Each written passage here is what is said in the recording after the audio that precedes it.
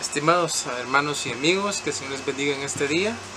Gracias por darnos un poquito de su tiempo para que podamos escudriñar la palabra de Dios en este día juntos, para que podamos aprender un poquito más de las promesas, de las grandes cosas que Dios nos dice a través de la Biblia, y que sobre todo lo que podamos escuchar hoy, lo que podamos estudiar, lo que podamos recibir en este día, no solamente se quede en nuestra mente, sino que llegue a nuestro corazón y que lo podamos poner por obra en nuestro diario vivir.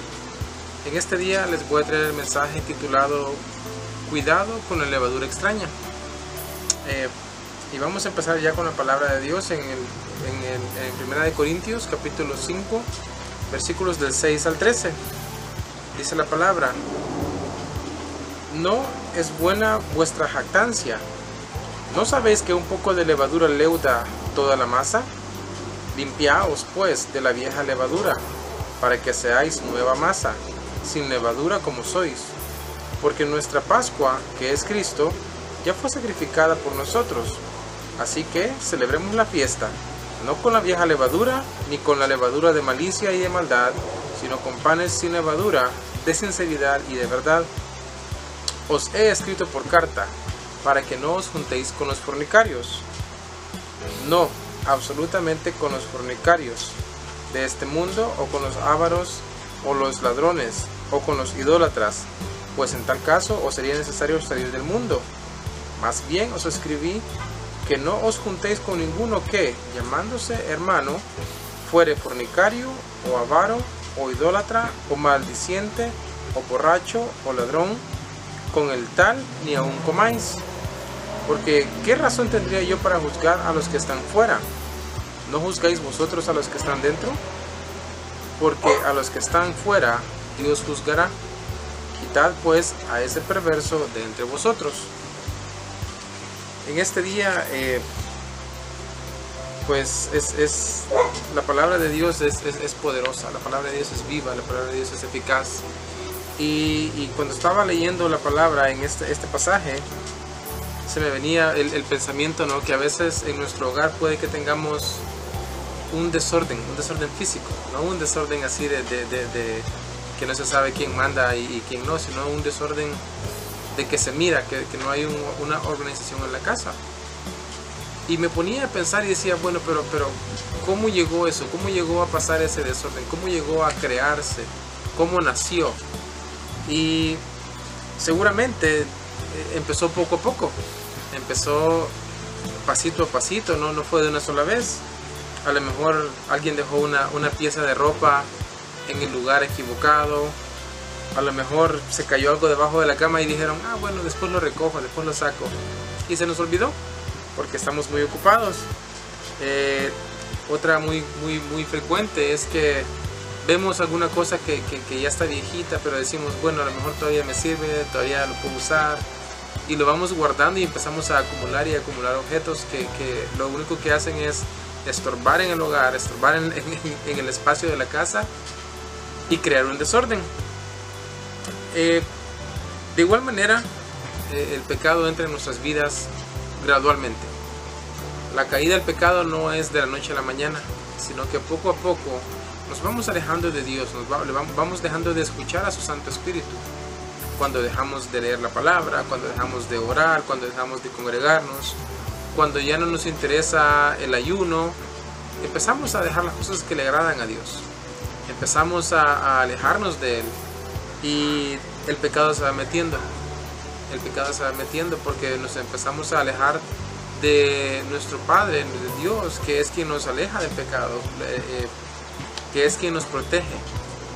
Entonces, claro, ya sin la protección divina estamos propensos, estamos expuestos a que venga la tentación, a que el enemigo nos toque, que nos ataque, y como debido a nuestro mismo pecado nos hemos alejado de Dios, ya no estamos bajo su protección y caemos.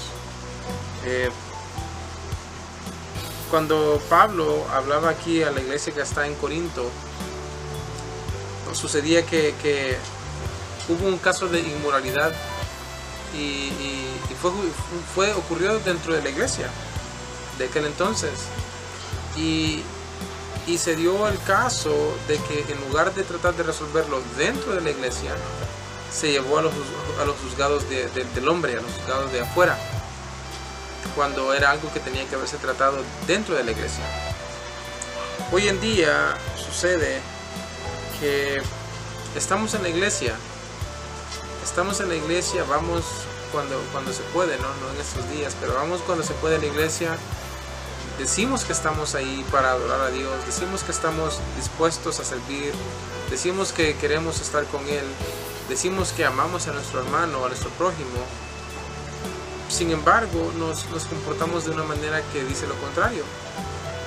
Y dentro de eso, y luego voy a tocar ese tema un poquito más, es lo que podemos hablar de habladurías entre hermanos. El andar hablando a las espaldas del hermanito, de la hermanita, sin estar siquiera seguros de lo que estamos hablando, sin saber la situación en la que el hermano o la hermana se encuentran, y empezamos a hablar a sus espaldas, y por esas cosas de la vida la hermana o el hermano se dan cuenta que estamos hablando atrás a sus espaldas y se molestan, y con razón, porque como la iglesia que somos no debería darse el caso de que andemos hablando uno de otro. Y otro caso también es la envidia que se puede dar dentro de la iglesia. La envidia porque vemos que el hermanito es bendecido, porque el hermanito tiene carrito nuevo, porque el hermanito agarró una casita, y en lugar de sentir alegría por ese hermano, porque Dios lo está bendiciendo, nos ponemos celosos y decimos, pero ¿por qué a este, por qué a esta y por qué a mí no? ¿Por qué este puede recibir y por qué yo no estoy recibiendo? Sin saber que ahí está la respuesta también. Sin saber que en el momento que nos preguntamos que por qué es algo bueno le pasa al hermano y a mí no, ya estamos cayendo en el pecado de la envidia. Entonces ese es un problema, porque queremos lo que el otro tiene y empezamos a codiciar, y nuestro corazón empieza a llenarse de esos deseos que no son nada saludables, y que en lugar de acercarnos a Dios nos alejan más de Él. Porque la envidia, los celos, las habladurías, la codicia, esas cosas no le agradan a Dios. Y por eso nosotros tenemos que ser muy conscientes de lo que estamos haciendo. No podemos andar fingiendo que somos cristianos, que somos creyentes, que somos hijos de Dios, pero solo en día domingo. Y los demás días nos portamos peor que las personas que no conocen de Cristo. Tenemos que ser constantes en todos nuestros caminos. Tenemos que entender que cuando la palabra dice que tu sí sea sí y tu no sea no, eso significa que si yo voy a seguir a Cristo, yo lo voy a seguir 100% de mi tiempo. En todo lugar, donde quiera que yo esté, yo voy a dar testimonio. No solamente lo voy a hacer en un momento cuando estoy en la iglesia y que los hermanos vean que yo me porto bien. No, los que tienen que ver que yo me porto bien son las personas del mundo, porque con mi testimonio es que yo les voy a traer a los pies de Cristo. Pero si yo me porto bien nada más en la iglesia y en la calle ando como que si no conozco nada de la Biblia, no conozco nada de Cristo, ninguna persona va a querer acercarse a mí o que yo me acerque a ellos para poderles hablar de Cristo. Siguiendo con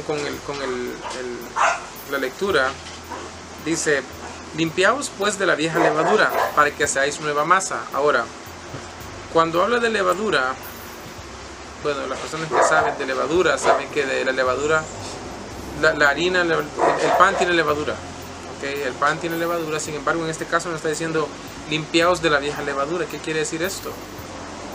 Que dejemos las viejas costumbres atrás. Cuando recibimos a Cristo, cuando decidimos darle nuestra vida a Cristo, dejamos que Él entre a nuestro corazón.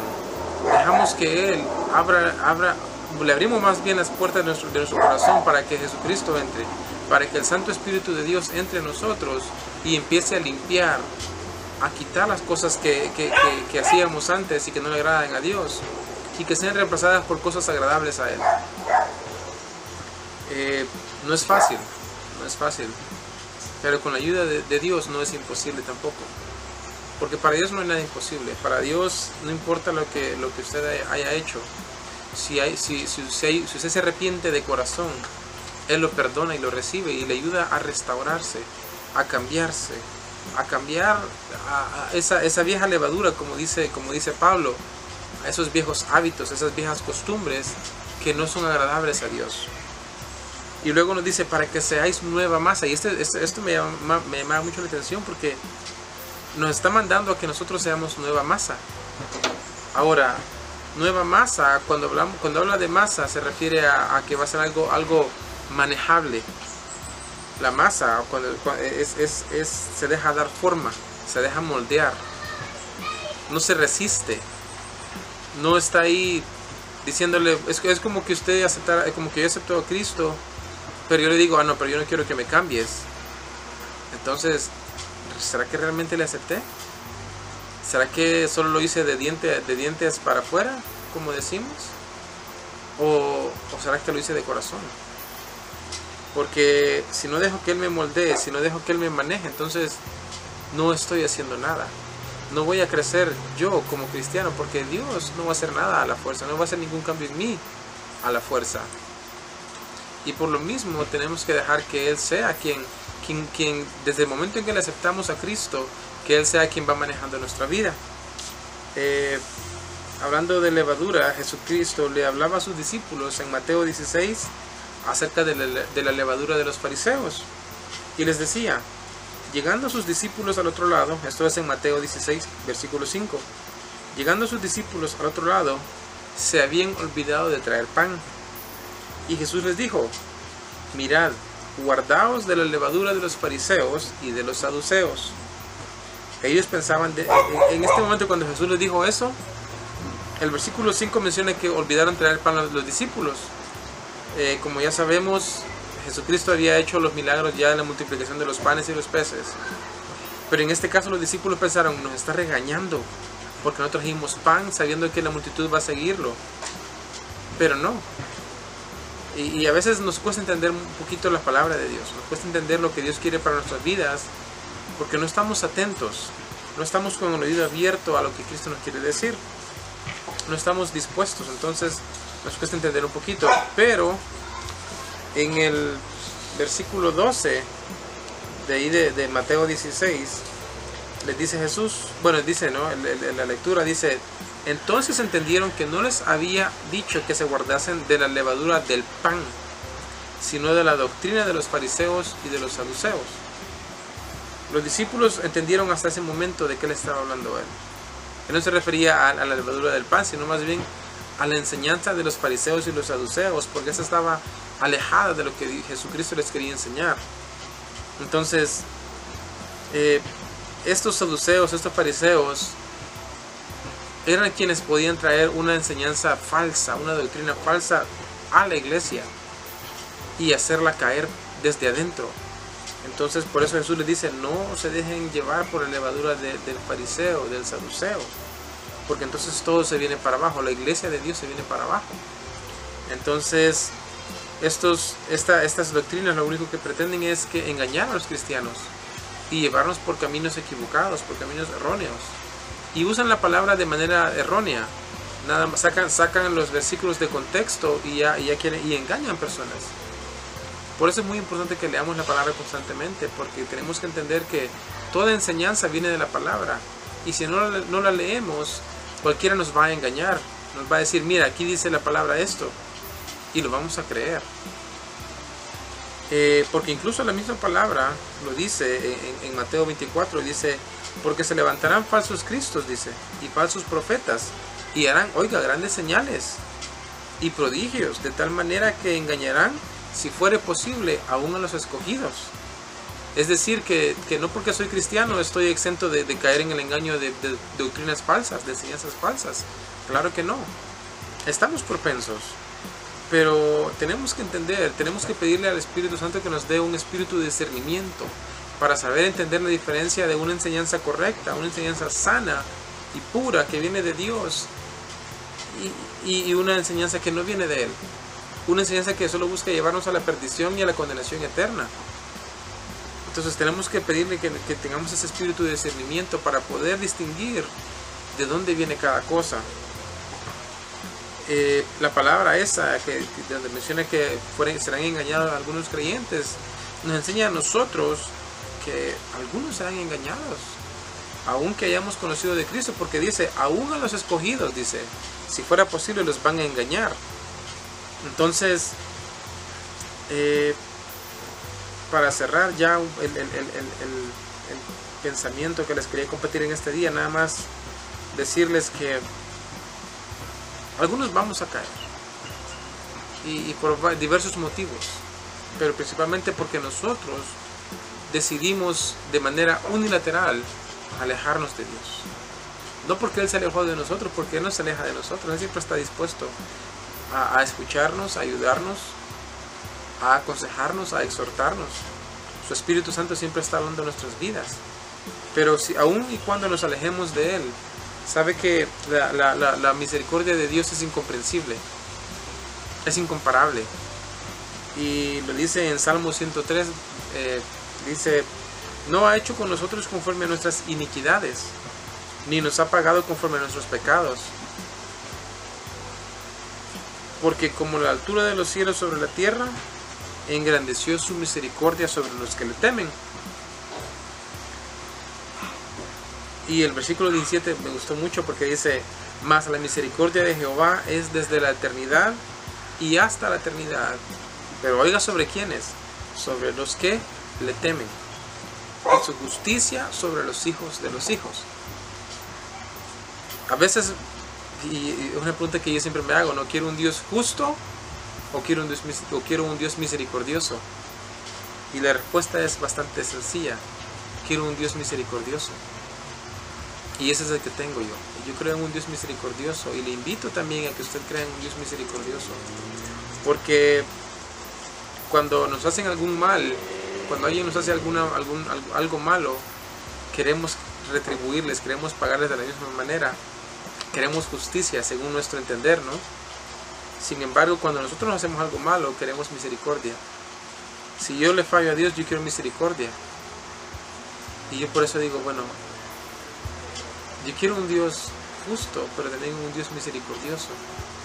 Y la palabra de Dios me enseña que Dios es Dios misericordioso. Dice que su misericordia es de la eternidad, desde la eternidad hasta la eternidad. Sobre los que le temen, oiga, no sobre cualquiera, sobre los que le temen. Y temer a Dios significa obedecerle, andar en sus caminos siempre. Ya nada más para cerrar, en el capítulo 5 de 1 de Corintios, Pablo no nos dice, bueno, no hablen con las personas que no están en los caminos de Dios. Él no nos dice, no, si no es cristiano no le hables. No. Entonces tendríamos que irnos de este mundo, dice la palabra. Lo que Pablo nos dice, nos exhorta a ser precavidos. Nos exhorta a ser precavidos con aquellos que, llamándose cristianos, se comportan o tienen la misma actitud de una persona no cristiana. En Corintios menciona fornicarios. Si dice, bueno, si alguien se hace llamar cristiano, pero anda en fornicación, anda con avaricia, es idólatra, maldiciente, o borracho, o ladrón, no te juntes con esas personas. Si alguien dentro de la iglesia que dice ser cristiano anda en esos pasos, no te juntes con ellos. Exhórtales, claro. Aconséjales, claro. Ámales, sí. Pero vas a amar a la persona, no al pecado. Y Pablo nos dice, bueno, no te juntes con ellos. A lo mejor porque nos pueden hacer caer también a nosotros. Y además, usando a esas personas es que Satanás se mete en la iglesia. Se mete y empieza a minarla, empieza a arruinarla, a destruirla de manera sutil.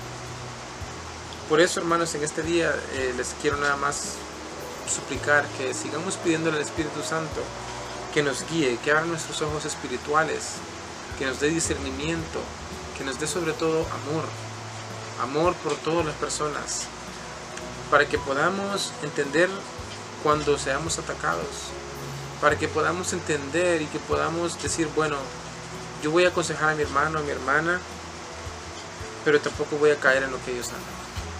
No porque seamos mejores, sino que porque no queremos irnos al camino de perdición. Además, Tenemos que pedirle a Dios discernimiento, como les decía, y amor por el prójimo, para que podamos vivir una vida que agrade a Dios y que a la vez también podamos traer más almas a Cristo. Ese es el mensaje del día de hoy. Que el Señor les bendiga hoy y siempre, y gracias por acompañarnos nuevamente. Amén.